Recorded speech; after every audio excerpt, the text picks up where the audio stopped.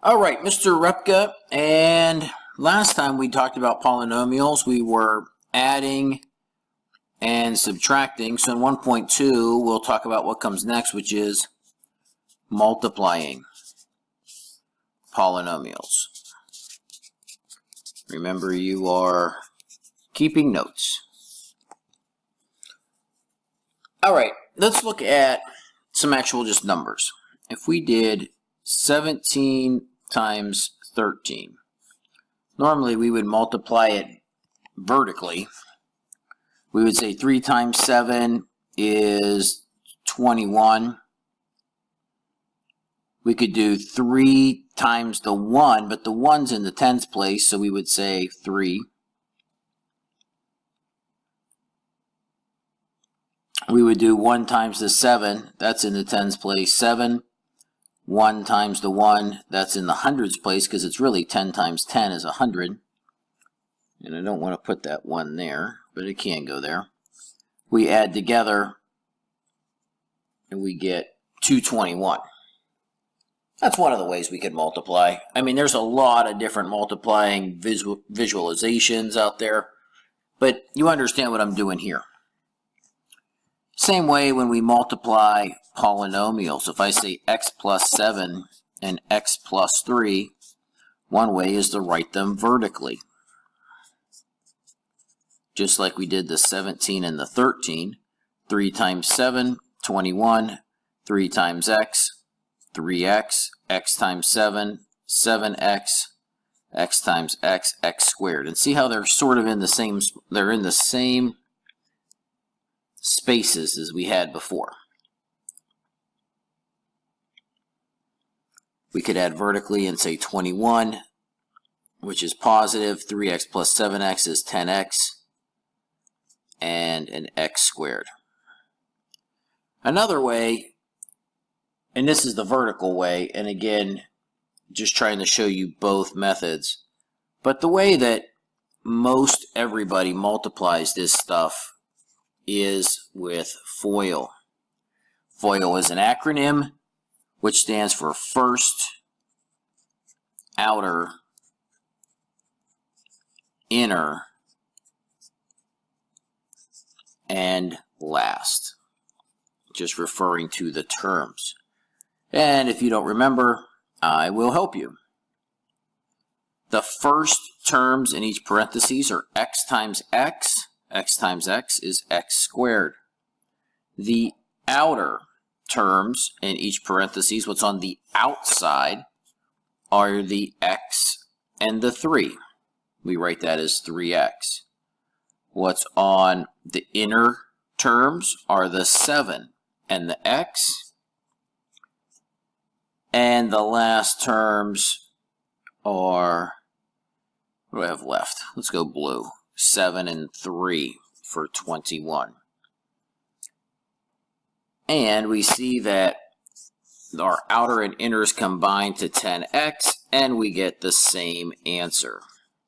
X squared plus 10x plus 21. And I need to plug in. Again, you could do it the vertical way or the horizontal way, but pretty much everyone from here on out, when we talk about multiplying, especially binomials, we notice that the x plus 7 and the x plus 3 are each binomials. They each have 2 terms. People are just going to say FOIL and expect you to know that they mean first, outer, inner, last. I might do a couple more both ways, but in general, when I'm doing it, I will only do FOIL. Let's try a few more examples. And again, if you want to try it on your own, that way you can fast forward to the answer. That's perfectly fine. If you want to watch it and do it with me, you can do that too. If we did it vertically, it would look like this. 2 times 5, 2 times x times 5, and x times x squared plus 7x plus 10. You can see how if we FOIL x times x squared, 2x, inner is 5x, last is 10, And we have to combine like terms. The 5x and the 2x becomes 7x. That's it. This is not tricky. What about x plus 6, x minus 3? Can some of you do this in your head? Probably. Again, do I care if you do it in your head? No. Actually, it's pretty impressive. Just know that when you do it in your head, you run the risk of, if you have an incorrect answer, I can't give you partial credit. But if you get them right, hey, might as well save the ink. If we did first, outer, inner, last on this one, we get that. Combine our like terms, and we get that. X minus 8, x minus 2. You want to go ahead and try to answer it? Go ahead. I'll stick with FOIL, x times x times negative 2, negative 8 times x, negative 2 times negative 8, positive 16. X squared minus 10x plus 16. All right, those are pretty easy. Mr. Upka, can you give us a harder one? Absolutely, I can. Let's try something like this. 3x plus 1, 2x minus 5, two binomials. I'm going to stick with the FOIL. Remember that we're multiplying. 3x times 2x, 6x squared. 3x times negative 5, negative 15x. 1 times 2x, positive 2x. 1 times negative 5, negative 5. Combine like terms. That's what I got. Did you get that? I hope so. 4 more, because I want you to be good at this. 3x plus 4, 2x plus 1. And try to work that out, maybe beat me to it. First terms, 6x squared. Outer terms, 3x. Inner terms, 8x. Last terms, 4. 6x squared plus 11x plus 4. How about 2x minus 1, x plus 9? First terms, 2x squared. Outer terms, 18x. Inner terms, negative x. I could put a 1, but I wouldn't put negative 1x. I'd just put negative x. And negative 1 times 9, negative 9. Combine like terms.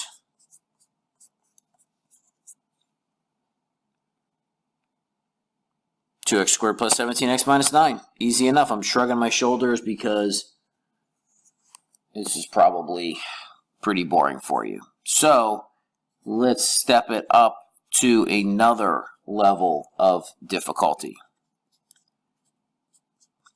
Look at what I have going on.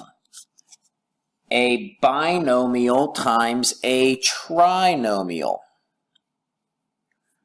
Our process is exactly the same as FOIL. We have to distribute. Now, again, a few different methods. Let me show you a couple different ways someone might do this problem. You get to pick which way you're going to do them. Someone could do it vertically. And this might help keep everything aligned. 5 and 7, 35. 5 and 4x, 20x. I better put a plus there since it's positive. 5 and 3x squared, 15x squared. Notice how my x's are in a column, my x squareds are in a column. 2x and 7, 14x, which is positive. 2x and 4x is a positive 8x squared. That's a squared. And 2x and 3x squared is 6x cubed. Now we just add up our columns like always, and there is our answer.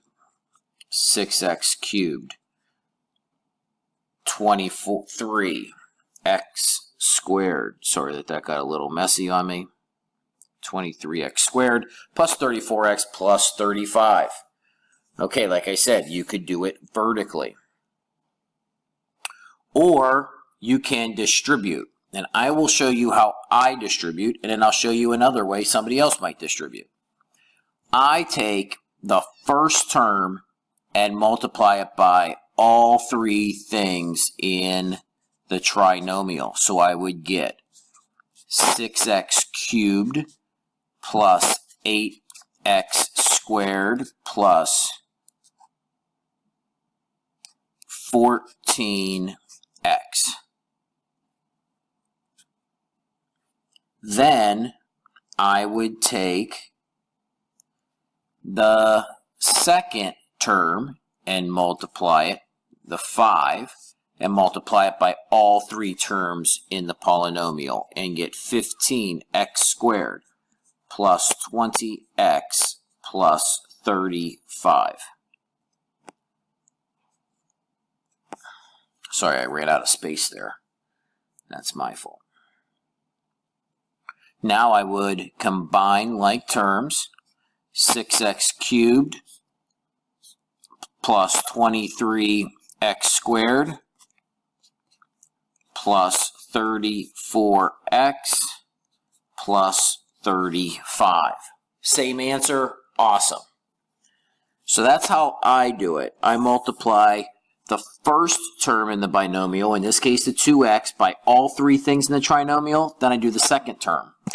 Somebody else might do it this way. They might say 2x times 3x squared is 6x cubed. 5 times 3x squared is 15x squared. Then they might go and say 2x times 4x is 8x squared. 5 times 4x is 20x. Then they would go and say 2x times 7 is 14x. 5 times 7 is 35. They add their like terms and they get the same exact answer. One nice thing about this method, even though I don't do it, is that your like terms tend to bunch up. But I don't like all the jumping around of the multiplying, so that's why I do it my way.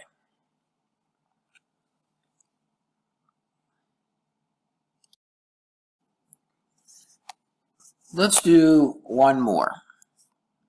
3x minus 4 times 2x squared minus 5x minus 1. Again, we can do it vertically, we could do it horizontally. I will do it two ways. I'll do it vertically one more time, in case you like that way. If you don't want to write this down because you don't think you'll be doing it, that would be fine. Now I multiply by 3x. 3x times negative 1 is negative 3x, and it goes under the 20x because my x's have to stay in a column. 3x times negative 5 is negative 15x squared, and 3x times 2x squared is 6x cubed. And we get this for an answer.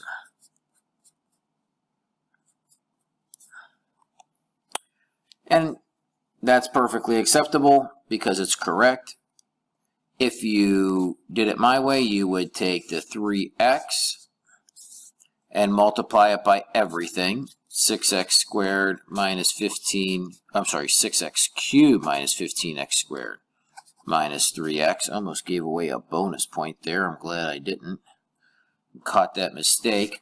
Then you take the negative 4 and distribute it again. Negative 8x squared plus 20x plus 4. Combine your like terms, you see where this is headed. 6x cubed minus 23x squared plus 17x plus 4. You can multiply bigger polynomials. In fact, your homework assignment will have you multiply 2 trinomials. And you'll just need to be very careful that you keep all of those things separate. Notice here, just to make sure we are tracking on a little, I won't call it a shortcut, but this is a 3x minus 4 is a binomial, 2 terms. 2x squared minus 3x minus 5x minus 1 is a trinomial. So if you multiply 2 times 3, you get 6, and there are 1, 2, 3, 4, 5, 6 terms after we multiply. That would be a half-decent way to make sure that you didn't forget anything. So if we multiplied a trinomial with 3 terms times a trinomial with 3 terms, we should get 9 terms at first to keep separate. So you see how there's so many steps in here. Even in this problem that we just did, we did 6 multiplications and we did 2 combining of like terms. So there's really 8 steps in this problem.